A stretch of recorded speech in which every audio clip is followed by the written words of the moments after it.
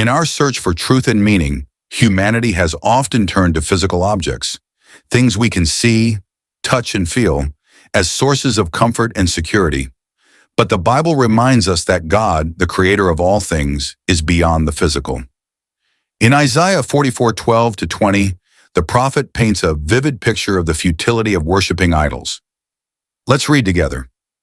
The blacksmith takes a tool and works with it in the coals. He shapes an idol with hammers. He forges it with the might of his arm. He gets hungry and loses his strength. He drinks no water and grows faint. The carpenter measures with a line and makes an outline with a marker. He roughs it out with chisels and marks it with compasses.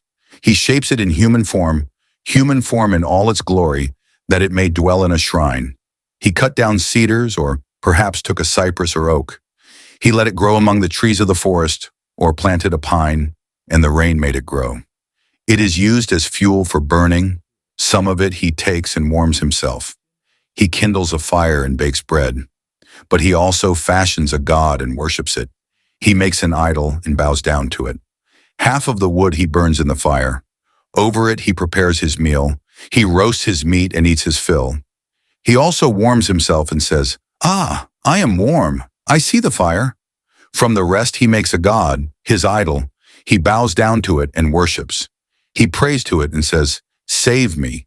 You are my God." They know nothing. They understand nothing. Their eyes are plastered over so they cannot see, and their minds closed so they cannot understand. No one stops to think. No one has the knowledge or understanding to say, "Half of it I used for fuel. I even baked bread over its coals. I roasted meat and I ate. Shall I make a detestable thing from what is left? Shall I bow down to a block of wood?" Such a person feeds on ashes. A deluded heart misleads him. He cannot save himself or say, "Is not this thing in my right hand a lie?"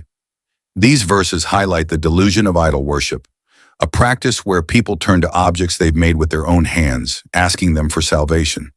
But Isaiah reminds us that this is not the path to finding God. God is not in the idols. He is a spirit, infinite and omnipotent, present everywhere.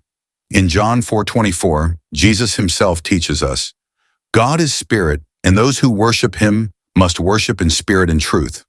We are called to seek and worship God in spirit and truth, not through man-made idols or images. God's true nature cannot be contained in wood, stone, or any material object. He is the all-powerful, ever-present spirit that fills the heavens and the earth. As we seek to draw closer to God, let us remember that he is not far away, trapped in a statue or idol. He is here with us. His spirit surrounds us, guides us, and dwells within us. Worship him in spirit and in truth, for he alone is worthy. Thank you for joining us today. If you found this message meaningful, please like, share, and subscribe for more content centered on faith in God's Word. Shalom.